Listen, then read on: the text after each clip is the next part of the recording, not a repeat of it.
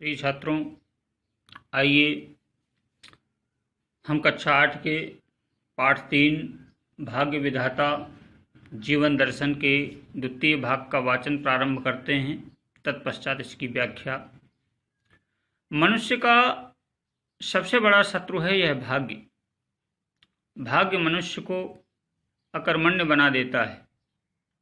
किसी कार्य में सफलता मिलने पर मनुष्य इस बात को मान लेता है कि भाग्य साथ नहीं दे रहा है।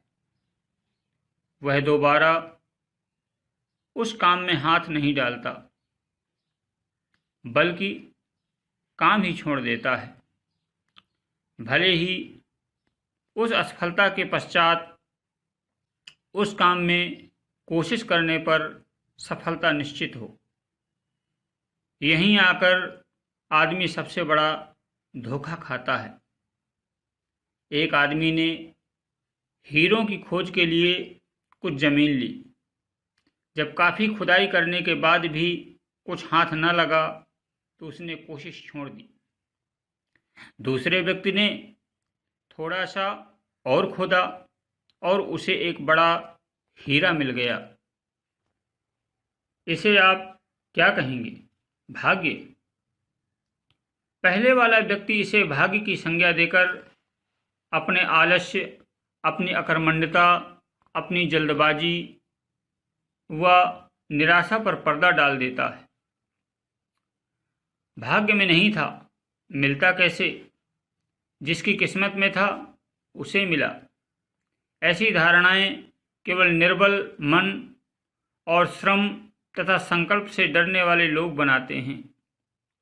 भाग्य वास्तव में एक प्रवंचना और अपनी असफलता पर पर्दा डालने का एकमात्र बहाना है। अतः भाग्य की बात पर विश्वास करने की सलाह मैं कभी नहीं दे सकता।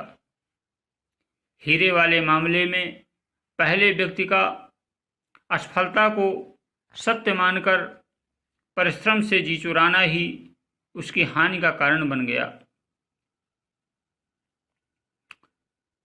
आप एक प्रश्न स्वयं से करें, आपका भाग्य विधाता कौन है? जब आप इस प्रश्न पर गंभीरतापूर्वक विचार करेंगे तो पाएंगे कि यह आपके अलावा दूसरा कोई व्यक्ति न होगा। तब इसका अर्थ यह हुआ कि आप अपना भाग्य स्वयं बना अथवा बिगाड़ सकते हैं। सब कुछ आपके हाथ में है और इस बात से कोई इनकार कर सकता है कि आज हम जो कुछ भी हैं या जिस भी दशा में गुजर रहे हैं वो सब हमारे कार्यों का ही परिणाम है। जरा सोचिए, अपनी वर्तमान दशा के लिए आप स्वयं जिम्मेदार हैं। इसका दोष अथवा श्रेय ईश्वर या भाग्य को देकर आप अपनी कमजोरियां छिपाते हैं, स्वयं को ही धोखा देते हैं। इस बात को आप स्वीकार करेंगे। तब ईश्वर क्या है?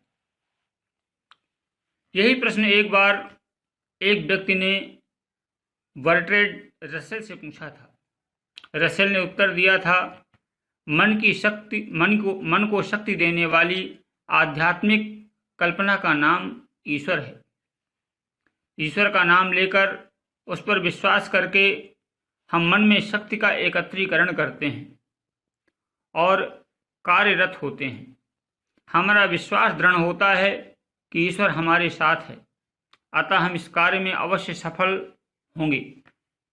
आत्मविश्वास को दृढ़ बनाने के लिए ईश्वर का अस्तित्व बनाया गया है। इसके अतिरिक्त ईश्वर की कल्पना मनुष्य को भयभीत भी करती है। एकांत में भी मनुष्य कोई पाप या गलत कार्य न कर सके, इसी कारण से उसे सर्वव्यापी, सर्वदृष्टा बतलाया गया है। कण कण में उसका निवास माना गया है। मनुष्य नितांत अकेला है। वह कोई पाप कर रहा है, वो अपने एकांत पर उसी उसे पूरा भरोसा है कि उसे कोई नहीं देख रहा है। ऐसे ही अवसर के लिए ईश्वर का अस्तित्व बनाया गया है कि सावधान, वह देख रहा होगा, वह सर्वव्यापी है, वो तुम्हारे इस पाप को देख रहा है। मनुष्य को एकांत में भी कुमार्ग पर जाने से रोकने के लिए यह सिद्धांत बनाया गया है। वास्तव में यह उचित भी है। मनुष्य पर नियंत्रण रखने के लिए किसी न किसी शक्ति की आवश्यकता तो होती ही है। इसी आधार पर ईश्वर का निर्माण किया गया है और इसी प्रकार असफलताओं को छुपाने के लिए, अपने दोष पर पर्दा डालने के लिए भाग्य का भी निर्माण कर दिया गया है। इस प्रश्न का सही उत्तर यही है कि हम स्वयं अपने भाग्य विधाता हैं। हम जैसा कार्य करेंगे वैसा ही फल पाएंगे। अतः भाग्य को दोष ना दें। चींटी को देखें, वो कितनी बार चढ़ती गिरती है। अगर वह भी भाग्यवादी होती तो फिर चढ़ ही न पाती। वह निरंतर प्रयास करती है, सफल हो जाती है। वो भाग्य नहीं, कर्म करके दिखलाती है। अतः अनवरत कार्य में लगे रहें, चाहे सफलता हाथ लगे या फिर असफलता। सफलता पर प्रसन्न होकर अपने कार्य की प्रगति को धीमा न करें। असफलता से घबराकर अथवा निराश होकर मैदान छोड़कर न भागें। अपने कार्य को निरंतर आगे बढ़ाते रहें। जो उद्यमशील होते हैं, परिश्रम रत रहते हैं तथा निरंतर अपनी क्रियाशीलता का ध्यान रखते हैं, वे जो इच्छा करते हैं अवश्य प्राप्त कर लेते हैं। आप भी स्वयं को ऐसा ही बनाएं। आप जब एक बार सचमुच सफलता प्राप्त कर लेते हैं तो इसका वास्तविक अर्थ समझ सकेंगे और फिर आप निरंतर प्रगति के पथ पर बढ़ जाएंगे। आप स्वयं अपने भाग्य का निर्माण करें। सब कुछ आपके हाथ में है। संकल्प करें और शक्ति लगा दें। आपको सब कुछ हासिल हो जाएगा। आवश्यकता है धैर्य की, साहस की, समय की। जब आप ईमानदारी से इस पर पूरा अमल करेंगे तो आप सब कुछ प्राप्त कर सकते हैं। मनुष्य क्या नहीं कर सकता। ईमानदारी के साथ कभी आपने इस प्रश्न पर विचार किया है? अब देखिए और विचार कीजिए। संसार के समस्त प्राणियों में मनुष्य ही एकमात्र ऐसा प्राणी है जिसे ईश्वर या प्रकृति ने सब कुछ दिया है। आइए लास्ट पैराग्राफ का वाचन अगले भाग में किया जाएगा। अब आप लोगों को इतने भाग की व्याख्या प्रस्तुत की जा रही है। अब देखिए और विचार कीजिए तक, वहाँ से आगे से लेकर के आइए हम व्याख्या पर विचार करते हैं।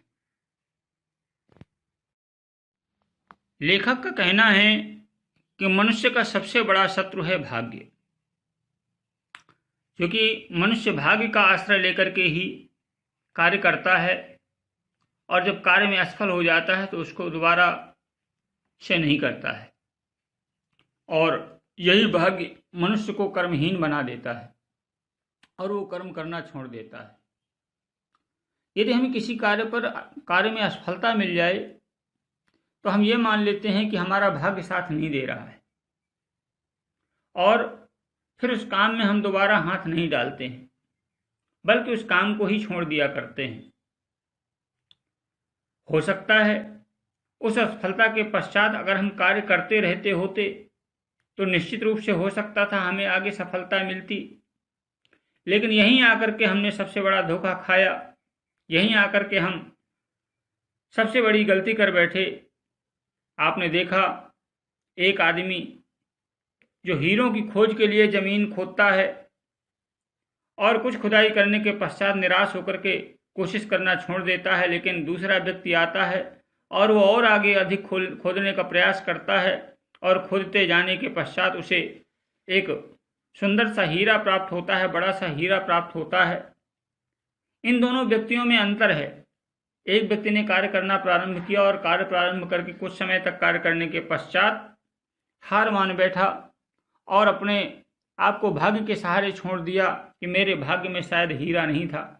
किंतु दूसरा व्यक्ति, उसने कठिन श्रम किया और बराबर लगा रहा जब तक कि उसे हीरा प्राप्त नहीं हो गया। तो इस प्रकार से जिसने भाग्य का सहारा लिया वह निराश हुआ और जिसने कर्म का सहारा लिया वह अभीष्ट वस्तु को प्राप्त करके प्रसन्न हुआ और आगे का रास्ता उसने अपने लिए बाधा रहित किया।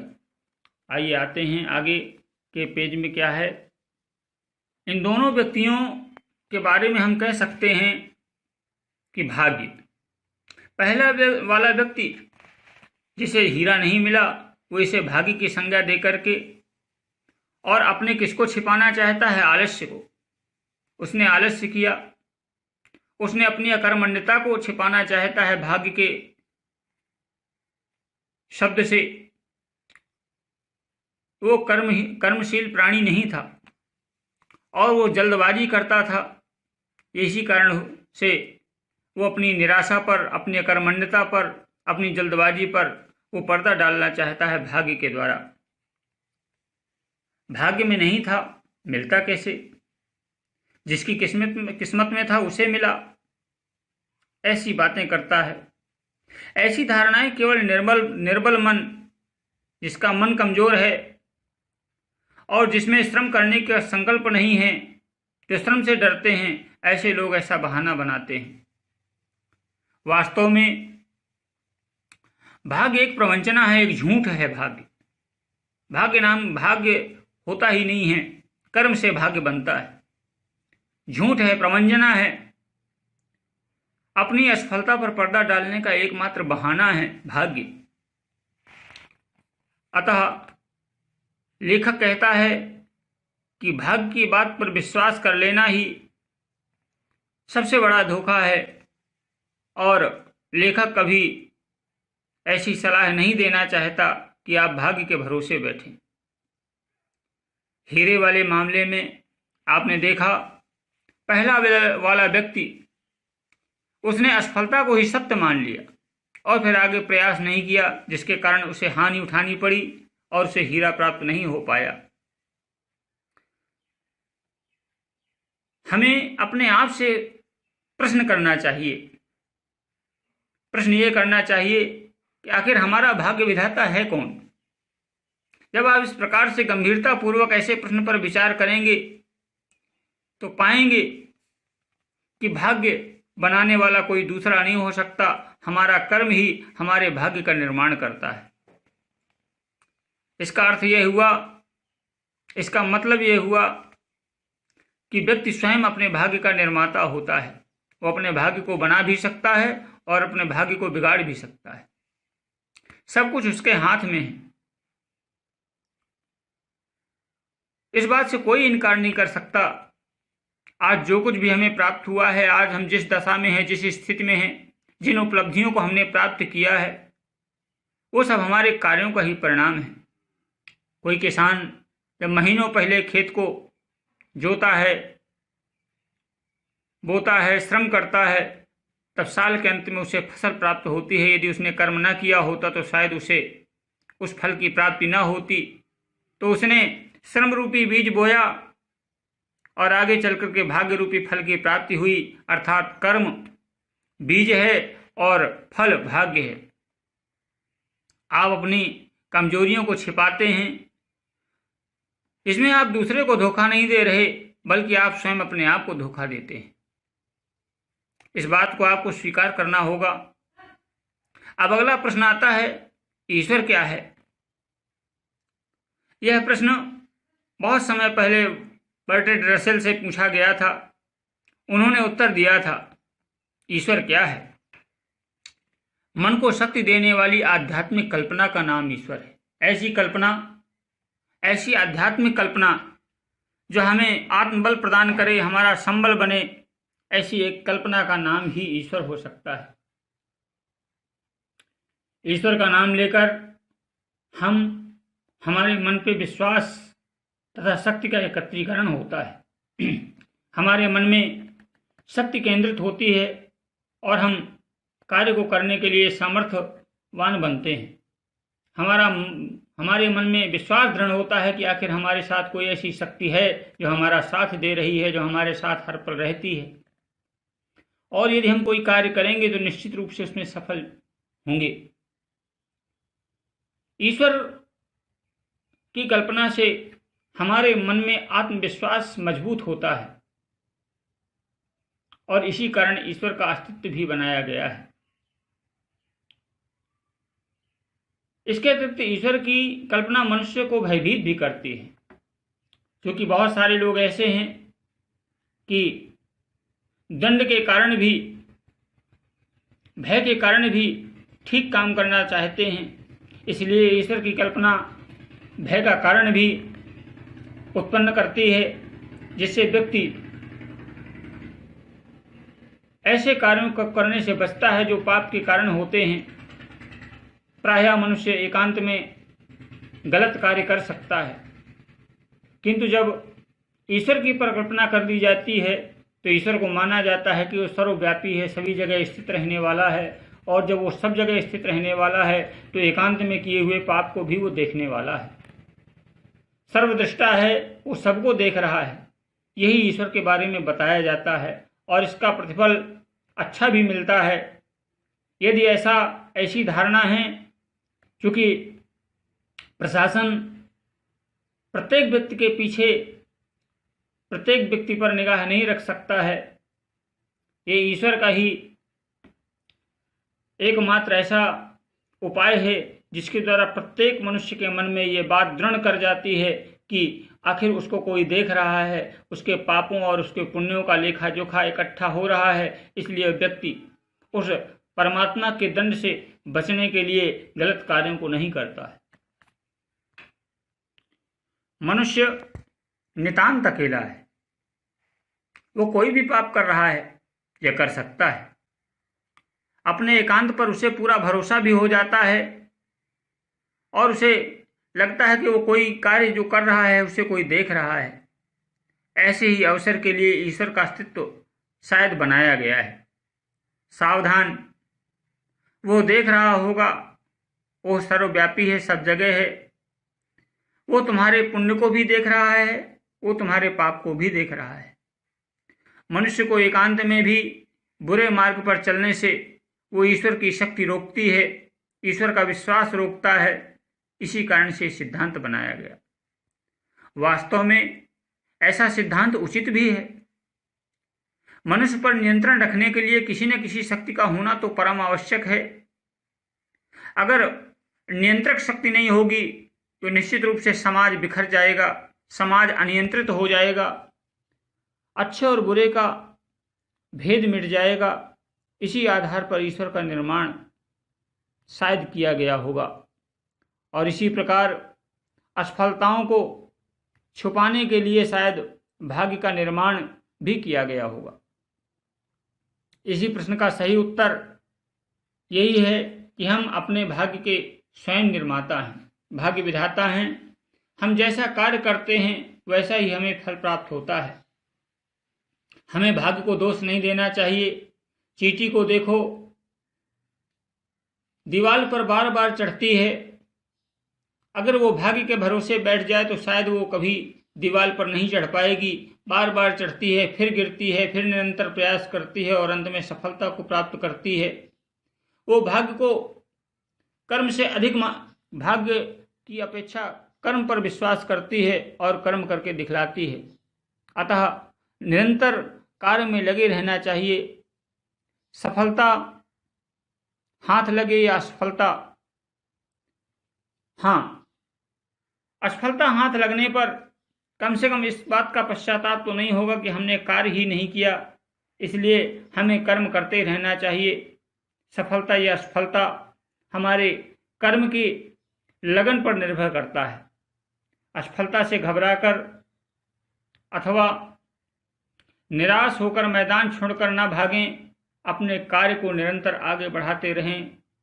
जो उद्यमशील होते हैं, परिश्रमरत रहते हैं तथा निरंतर अपनी क्रियाशीलता, अपने कार्य को आगे बढ़ाते रहते हैं, ऐसा ध्यान में रखते हैं, वो निश्चित रूप से आगे चल करके उस वस्तु को अवश्य रूप में प्राप्त करते हैं। आप स्वयं को ऐसा ही बनाएं। जब एक बार सचमुच सफलता प्राप्त कर लेता है मनुष्य, तो उसका वास्तविक अर्थ समझकर वो निरंतर प्रगति के मार्ग पर आगे बढ़ता रहता है। हमें स्वयं भाग्य का निर्माण करना चाहिए अपने कर्म के द्वारा। हमारे हाथों में सब कुछ है, केवल मन में संकल्प करें, अपनी सारी शक्ति को लगा दें, सब कुछ हासिल हो जाएगा। कुछ भी ऐसा नहीं है जिसे आप प्राप्त नहीं कर सकते। हाँ, आवश्यकता है धैर्य की। धैर्य बनाए रखें, धैर्य न खोएं, साहस के साथ आगे बढ़ते जाएं, समय के साथ आगे बढ़ें। जब आप ईमानदारी के साथ अपना पूरा मन उस कार्य को करने में लगा देंगे तो सब कुछ प्राप्त कर सकते हैं। मनुष्य क्या नहीं कर सकता। मनुष्य ने अपनी दृढ़ इच्छा शक्ति और कर्म से दुर्गम और कठिन लक्ष्यों को भी प्राप्त करके दिखा दिया है। इस प्रकार से द्वितीय भाग की व्याख्या संपन्न हुई। आप इस पाठ का वाचन करेंगे और कठिन शब्दों को अंडरलाइन करके आगे जो कार्य दिया जाएगा उसे पूर्ण करेंगे। धन्यवाद।